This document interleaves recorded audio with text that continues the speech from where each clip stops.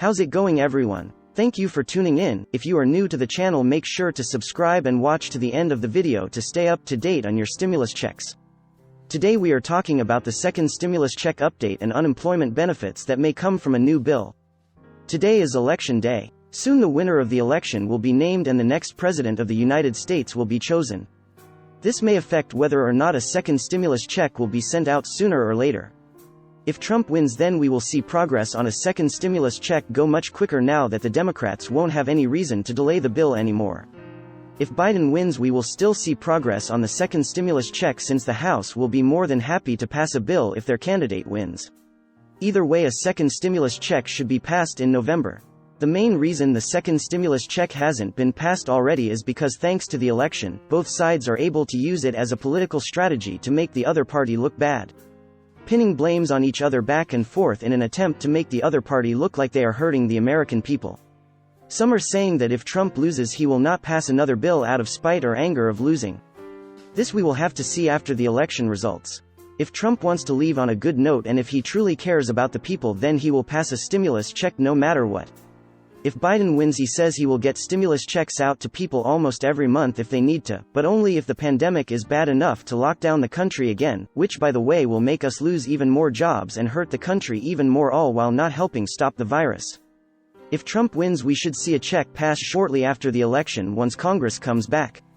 We can be seeing three possible ways for the second check to come this November. Here are the three ways we could see a second stimulus check after the elections if you have not seen my other recent videos. Sorry for those who have already heard this. The first way is if the Republicans keep control of the Senate like they have been. Mitch McConnell currently has the power with the Senate.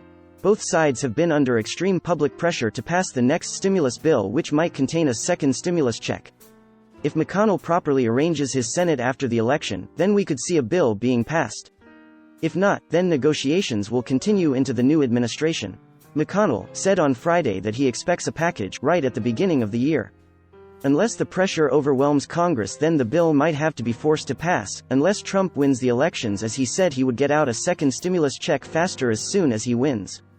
Second is if Democrats win the election this year, an enormous stimulus bill would likely pass in late January as Biden was promising, just following Inauguration Day. If Democrats know they can provide the large-scale aid bill they want in January, it would make little sense for them to push a bill through the Republican-controlled Senate, which would only benefit Trump further. The last possible way is going to be in mid-November, only if no stimulus bill has been passed, as we know both sides generally agree on another round of stimulus checks and extended federal unemployment benefits. Thus, it would not be surprising if the second stimulus check and unemployment or both end up being tucked into the upcoming funding bill that will prevent government shutdown on December 11th. McConnell's wish that the White House to not actually agree to terms of the stimulus package before Election Day seems to have been honored. On Thursday, Pelosi sent a letter to Treasury Secretary Steve Mnuchin claiming that did not respond to compromise language on a number of topics relating to COVID-19 response and health insurance coverage, and indicating continued disagreements on a half-dozen separate funding topics. Mnuchin was miffed to read the letter in the media and turn the blame right back at her all-or-none approach. Right now they seem to not be caring about the people and using the stimulus check and the pandemic as a political game. Congress has left Washington recently and will not be back until after Tuesday's election.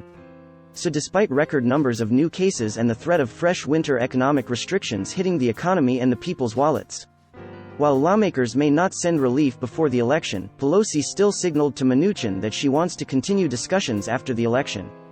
Your responses are critical for our negotiations to continue, Pelosi was saying. The president's words that, after the election, we will get the best stimulus package you have ever seen, only have meaning if he can get Mitch McConnell to take his hand off the pause button and get the Senate Republican chairman moving toward agreement with their House counterparts. Pelosi also says she is optimistic a deal can be reached before the election despite continuing stalemate. Mnuchin responded to Pelosi, saying she sent the letter to my office at midnight and simultaneously released it to the press. I can unfortunately only conclude that it was a political stunt. Mnuchin wrote that he has dedicated endless hours to trying to reach a compromise, but argued the Democrat has not made the same effort to find common ground. He said that, contrary to Pelosi's comments, the White House did accept Democrats' proposal on COVID-19 testing and offered reasonable compromise positions on the range of other topics Pelosi highlighted. Mitch McConnell and Nancy Pelosi, who have not agreed on much related to the virus response in recent months, differed again Friday when asked about when stimulus could pass.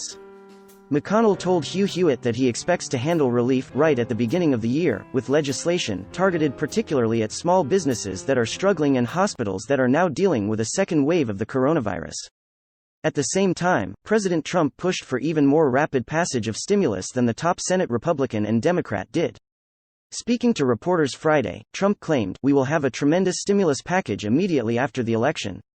If this is true, then everything we have been covering so far has been for nothing, or at least it has been a game to try and lower Trump's chances of winning the election." All of these mixed messages follow a day of tense correspondence between Pelosi and the Trump administration as the sides struggle to break a long, month-lasting impasse over the stimulus bill. The chances of passing a bipartisan deal that will work with the Republican-held Senate and Democratic-controlled House remains uncertain.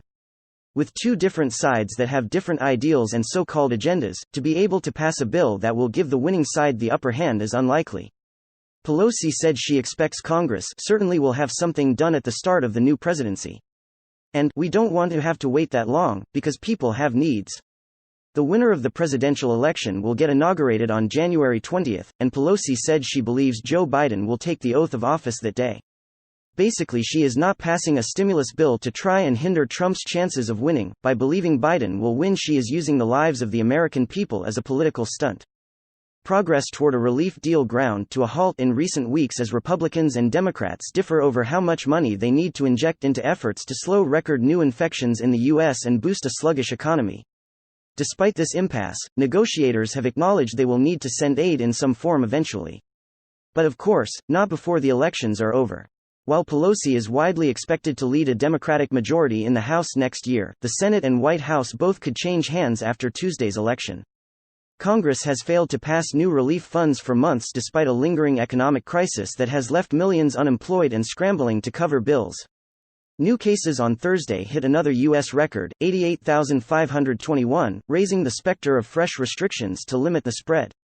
Despite a third-quarter economic rebound to the tune of a record 33.1% annual GDP increase, economic growth is still 3.5% below its level at the end of 2019 before the virus hit the U.S. Once cordial relations between Pelosi and Steven Mnuchin appeared to grow more bitter this week. On Thursday, the Democrats sent the Treasury Secretary a letter saying the White House has not given her expected responses about a range of lingering relief issues. They include state and local government aid, a national testing strategy, unemployment insurance, liability protections for businesses and tax credits for families. Mnuchin in turn accused Pelosi of pulling a political stunt after what he called a long effort to find common ground and offer reasonable compromise positions on the topics she mentioned. Pelosi downplayed any personal tension between her and Mnuchin on Friday. "It doesn't matter what our relationship is, it matters what the truth is. And the truth is that this administration has failed miserably in responding to this virus," she said. Pelosi told reporters Thursday that the CARES Act relief bill passed earlier this year deserves credit for injecting resources into the economy. But she added that, if we don't pass a recovery bill, a COVID-19 bill, we will face dire circumstances, as well. She said she still hopes to strike a stimulus agreement before the winners of next week's presidential and congressional elections take office in January. McConnell on Monday responded to criticism that Republicans rushed to confirm Supreme Court Justice Amy Coney Barrett before the election without passing coronavirus aid. He said that, "We have been working on coronavirus relief. While Congress fails to send more aid to Americans, polls show voters broadly want additional relief as millions still struggle to make ends meet during the downturn." A University of Texas Dallas poll taken over 2 weeks this month found 42% of voters nationally consider coronavirus stimulus their top legislative priority. Unfortunately, the Speaker has not been able to agree to anything remotely reasonable. "We can do two things at once, and we were trying to do two things at once," he said. The election outcome could shape whether negotiators can or even want to reach a stimulus deal in the months before the next president and Congress take office. Thank you for tuning in today. Make sure to subscribe and like the video, and I will be seeing you next time.